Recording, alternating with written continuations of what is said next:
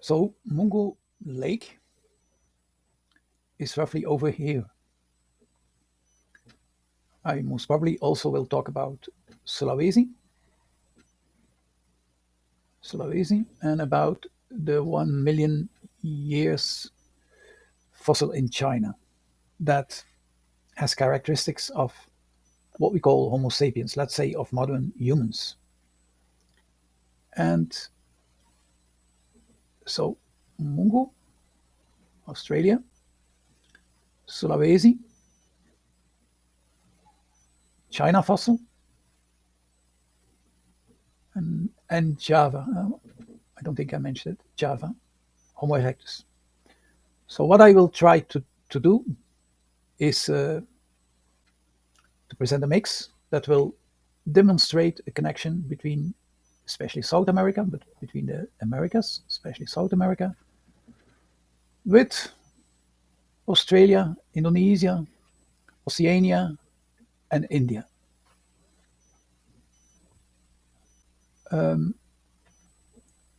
So, for instance, before I forget, Mungo-Man, there's also a Mungo-Woman. Anyhow, the fossils are 50 to 60,000 years or more. And one of the fossils in Mungo-Lake is covered in ochre, and has his hands, how do you call it, the fingers, let's say crossed, interlaced above his penis. So where do we see something similar? We are talking about something 50, 60,000 or more years ago. Not in Africa, in Australia, in the Pacific, so to speak, and connected to South America. So Australia is in a way an extension of Eurasia. In the Ice Age, this was connected into Sundaland, and Australia was connected to Papua New Guinea and Tasmania in Sahul. So it was only separated from this extended Eurasia by 35 kilometers, but this is deep, a deep sea, somewhere between Java and Lombok. You don't even see the separation here. It looks like a continuation. And this will make contact, as I explained. So there's somewhere that you don't even see on this map between Java and Lombok. Let's say we correlate it to this current, because this current couldn't even show. And this is today. So this separation between the whole of Eurasia, that extends far to the southeast, and Sahul is only 35 kilometers. It's dangerous to cross if you would come from Africa or from Asia, or even if you want to cross back, supposedly cross back from Australia to Asia. It is dangerous because you would be thrown in cold water and thrown in the Indian Ocean. So you would die. Unless you are a very experienced navigator and you could catch up with this current, then you could go back more or less in the direction of Tasmania, or the west wind drift. It's very cold and it's very stormy. It's very dangerous. Even modern ships avoid navigating at these latitudes. So anyhow, if you were a very good navigator, you could go back to South America, to Peru, Ecuador, Colombia. You will later understand why I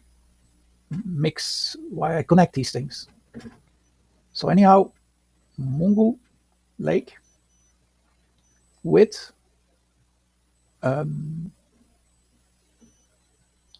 Mungo-Lake with this Native American traditions. Further, we know that there are markers in the Americas that come back in Australia, in Oceania, in Indonesia, all the way up to India. How is that possible? So that's because they are connected with the currents. For instance, how can a South American get into Mungo-Lake? Well, here. The East Australia Current will throw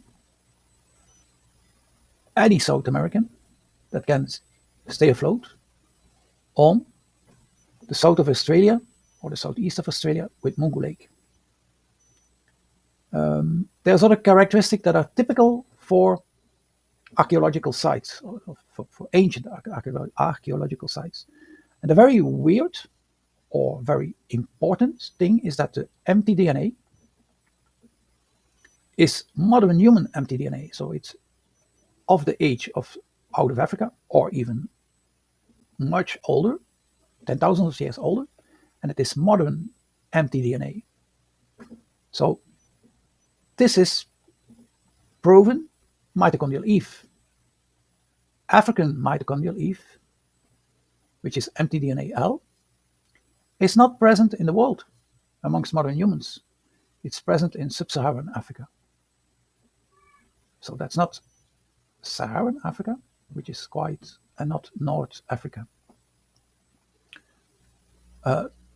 It doesn't spread at all to the world. It's only in sub-Saharan Africa. It's not in the Saharan Africa, and it's not in North Africa.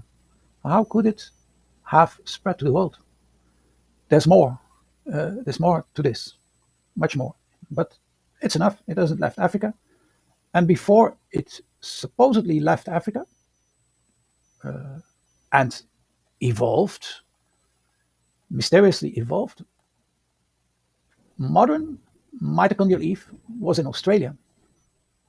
So in Australia is connected by this gyre with South America. And South America, by the way, has mitochondrial Eve from Africa and has markers in common with Polynesia, Australia, Oceania, Indonesia, as far as India. I will try to make a resume of the why of this video. I want to show that there is a connection between South America, the Amazon forest, Mungo-Lake fossil, 50, 60,000 more years old, with modern mtDNA. In other words, with modern DNA, modern human DNA. It shows the site, the archaeological site, shows similarities with other places, but this time in the skeleton form.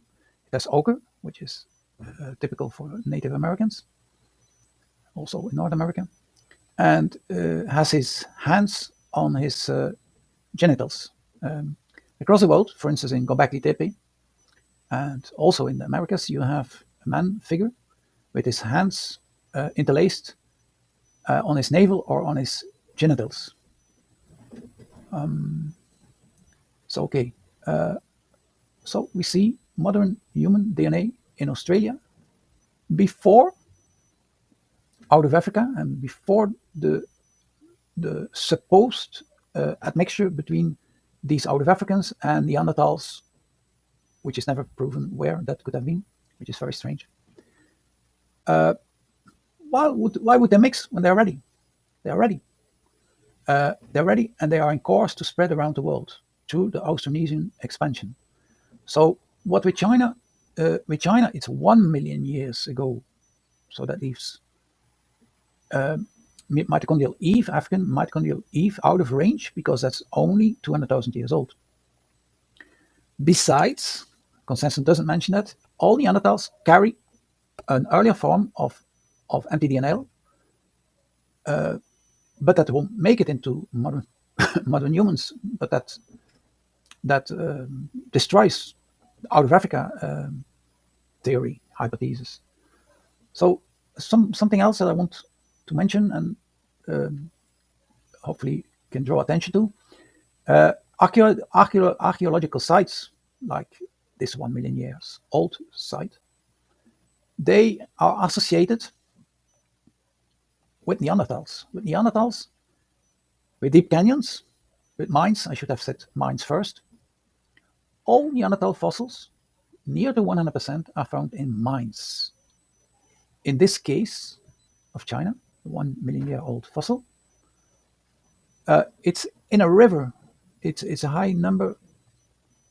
I'm not sure if I'm mixing up with Java. No, it's Java. It's in a river.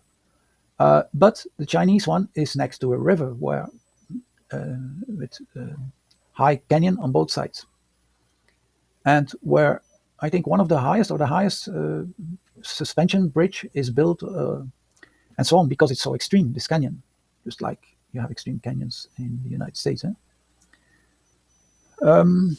So there is this link with very deep canyons, which consensus says are natural, and I will claim they are not natural. And I will explain how. If you look up the forms of valleys, natural valleys, you won't see a canyon. It's V, it's U, and some more, the flat version. There's not this kind of canyon. So this kind of canyons are not natural. It's just consensus keeps on, let's say, hiding that. The Great Canyon also is not natural. Several canyons in Europe are not natural. Neanderthals had high densities in this area from Gibraltar to the top of the foot of Italy. So these are all regions with mines, with resource-rich areas, evolved in subduction, and on this part with volcanoes. Sulawesi and Java and China are in the Ring of Fire and are also related to subduction, to volcanoes, to resource in a lot of resources, but also copper and tin, and that will play a role in the Bronze Age, of course, which is much later, because we're talking about 50, 60,000 more years ago, talking about 1 million years ago. We're probably here in Sulawesi talking about 50, 60,000 or more years ago. And in Java, we're talking about Homo erectus, we're talking about probably roughly 100,000 to 1 million years ago as well. The majority is not 1.5 million years ago. But we're talking about things that are much older and much more modern than everything regarding sub-Saharan Africa and out of Africa. That is never proven. In fact, there's proof of the country, of others invading sub-Saharan Africa and admixturing. For instance, the Sand people, they are not pure in the sense that they are admixtured with modern human DNA. Modern DNA and modern humans are going on before out of Africa, even before mitochondrial DNA L. That is roughly 200,000 years old. Everything is going on before the supposed admixture between supposed Homo sapiens sub-Saharan Africans with Neanderthals somewhere, which is never defined and never proven. Just as the Beringia land bridge crossing and standstill is never proven. Never proven. So this is all proven. This is you got the DNA. It's modern compared to African DNA from South America to pretty much the rest of the world.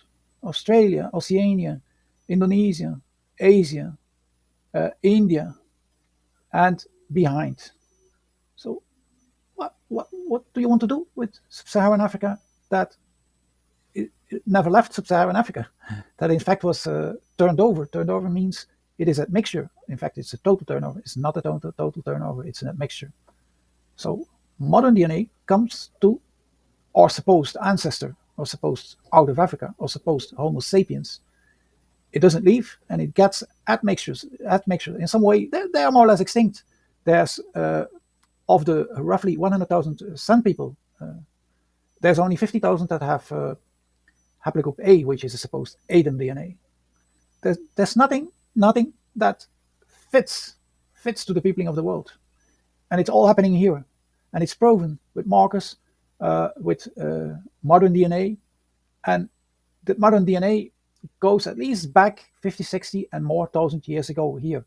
And I said something, when they would manage to come back, of course they are exactly where Mungo-Land is. So if they were very experienced navigators, and they can use this current, they can float and eventually row and or sail, they will exactly land on Mungo-Land.